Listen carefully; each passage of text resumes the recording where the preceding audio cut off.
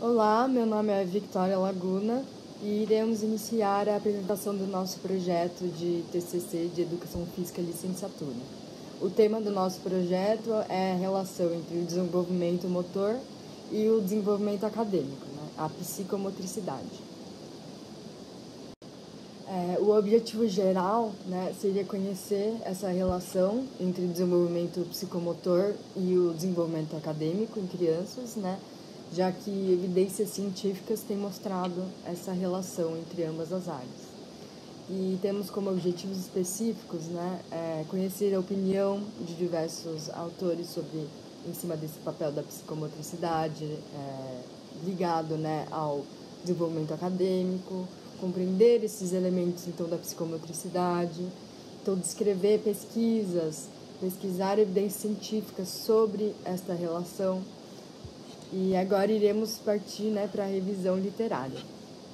E agora vamos para a revisão literária, em que o primeiro estudioso em que vamos falar sobre os seus estudos foi Henri Yalo, que foi filósofo, psicólogo e um político francês. Ele nasceu em 1879 e ele dedicou sua vida à pesquisa e observação da criança em seu ambiente escolar. Ele propôs o modo do ser humano como inteiro.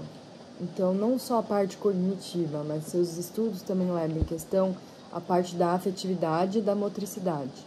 Então, para Yalo, por mais que a cognição seja importante, ela não é tanto quanto a afeição e o desenvolvimento motor, ou seja, todos andam em conjunto. E Yalo foi o primeiro a levar não só o corpo da criança, mas também suas emoções para dentro da sala de aula.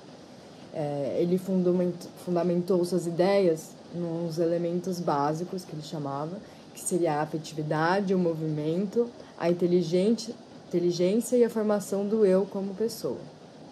E segundo esse autor, a motricidade é o primeiro eixo a ser desenvolvido em todo esse processo, pois é ela que oportuniza esses meios para que o bebê desenvolva a afetividade e todas essas dimensões sociais e cognitivas, Então, para ele, o desenvolvimento motor tem um papel muito importante e crucial para o desenvolvimento dos demais elementos. E segundo esse autor, a etapa do desenvolvimento tem um ritmo descontínuo, não é algo linear. Então, há retrocessos, reviravoltas e movimentos que provocam essas profundas mudanças em cada etapa vivida pela criança. Então, portanto, a passagem dos estágios de desenvolvimento não se dá de modo linear, É um processo descontínuo. Olá, tudo bem? Eu sou o aluno Carlos Vinícius Aparecido dos Santos. Venho hoje aqui apresentar para vocês olhares de diferentes autores para o desenvolvimento motor e a psicomotricidade. Eu vou falar aqui de um grande pensador, Jean Piaget, que foi importante aqui na área da educação, desenvolvendo várias teorias, que contribuíram para o atendimento do desenvolvimento infantil e a aprendizagem de crianças, Ele fala aqui, na nossa apresentação, que seres humanos passam de estados de conhecimento menos válido para estados mais elaborados. Ele que nos mostra, no desenvolvimento infantil, que ele divide em 4 fases, sendo ela, desde o descobrimento do mundo exterior, seus objetos, até os conhecimentos mais abstratos, que aí é o sensório motor, onde a criança reconhece o início da construção das categorias de objeto, espaço, tempo e causalidade. O pré-operatório, que a criança é egocêntrica, tem uma mente muito fértil, intuitiva, obediência e afeição e mais temor pelos mais velhos. Operatório concreto, onde a criança se torna menos egocêntrica, tendo um maior senso de justiça, sendo cooperativa, apresentando seus gostos e vontade, E o operatório formal ou abstrato, onde a criança que deixa de ser egocêntrica e começa a desenvolver a lógica, também Jean Piaget fala da inteligência sensório-motora, mostrando a importância dada ao movimento no desenvolvimento infantil. Ele que fala, né, que a motricidade é a primeira condição de conhecimento sobre o mundo.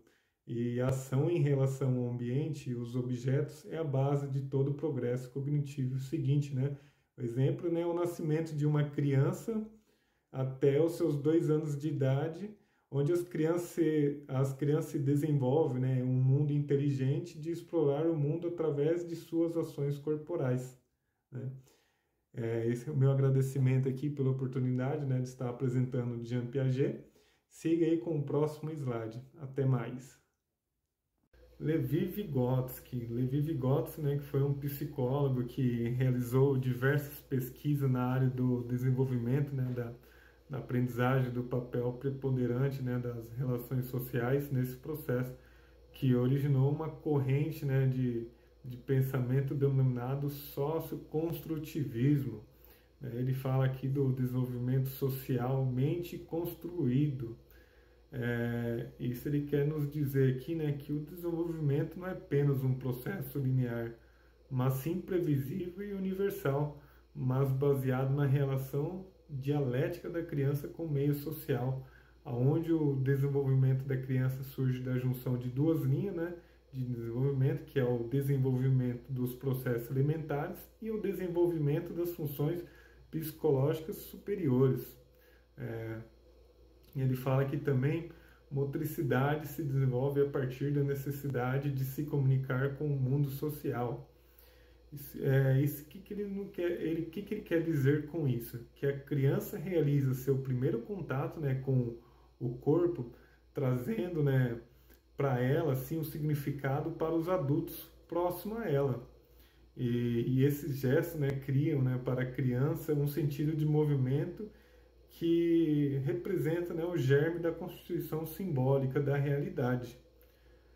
Ele fala também que brincadeiras e momentos de cotidiano da criança e as primeiras ideias sobre a motricidade são alcançadas quando começa a nomear as partes, sensações e movimento, né? Vygotsky, né, ele nos afirma que a educação motora deve se ensinar habilidades motoras para a liberdade de expressão dos sentimentos e pensamentos humanos. E é uma motricidade vinculada à capacidade humana de simbolizar um muito presente, né, naquela brincadeira do faz de conta, né, na infância.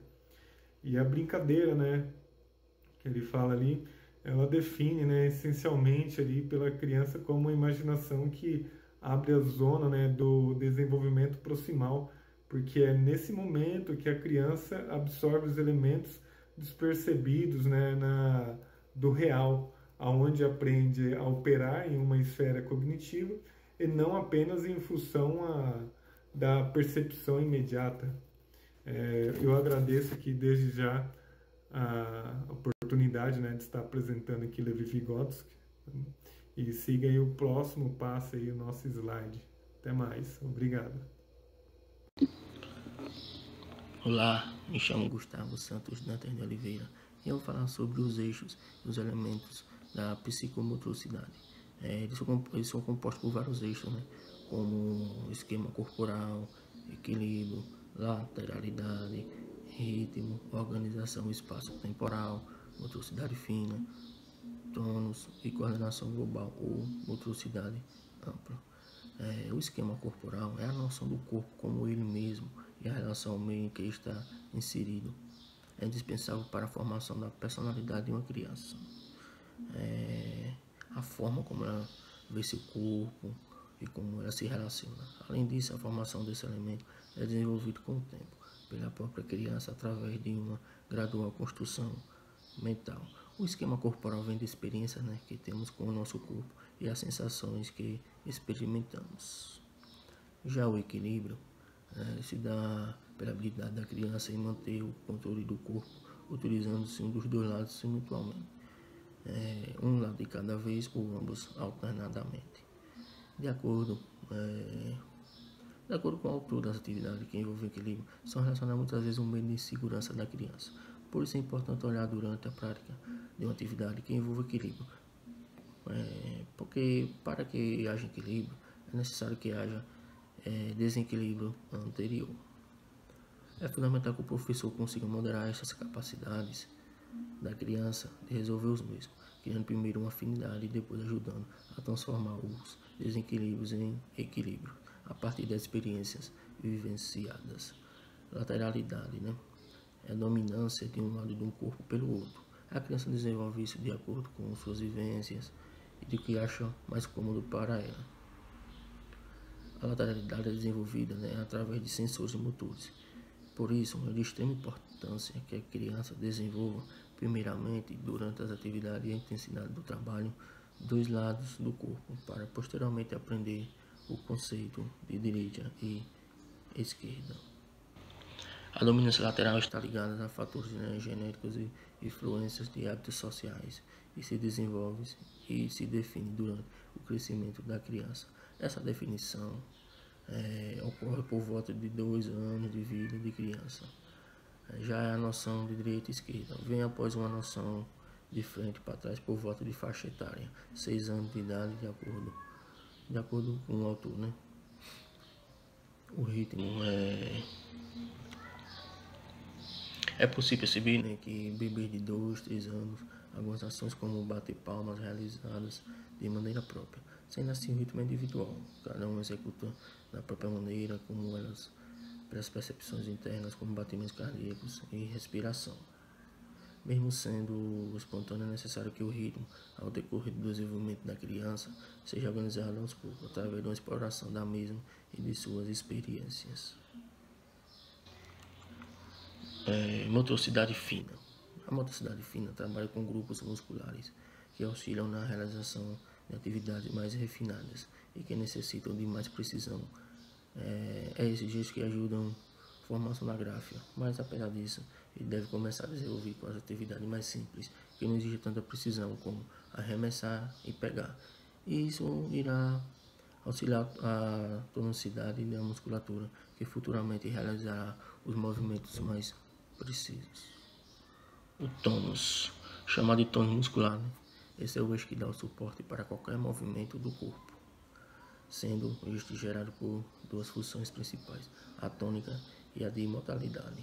A primeira é encarregada por tudo que constitui a ação corporal e o equilíbrio do corpo.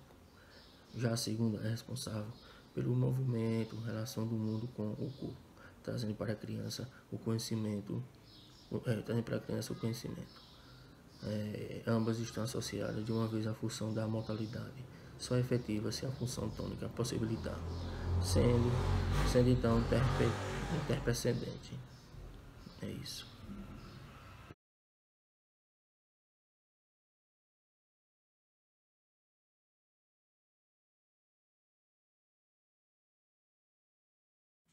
Boa tarde, me chamo Carlos Daniel Coelho, sou estudante de Educação Física na Faculdade Unifran, Cruzeiro do Sul. Trago para vocês algumas pesquisas que avaliam a relação entre o desenvolvimento motor e o desenvolvimento acadêmico de crianças. Nessa pesquisa, foi feita com 104 crianças do ensino fundamental, de 7 a 12 anos. Essa pesquisa compara o desenvolvimento motor de crianças com dificuldades ou não em aprendizagem, com a sua performance em leitura, fala, matemática. O resultado dessa pesquisa foi como esperado. Mostrou que crianças com dificuldades de aprendizagem são as mesmas que apresentam menor desenvolvimento motor. O estudo mostra a importância de pequenas intervenções motoras para a melhora do desenvolvimento acadêmico. Concluímos com esse trabalho que a psicomotricidade nos anos iniciais e nos primeiros anos do ensino fundamental é de extrema importância, pois desenvolve não somente a parte motora, mas também a parte intelectual, emocional e psicológica das crianças.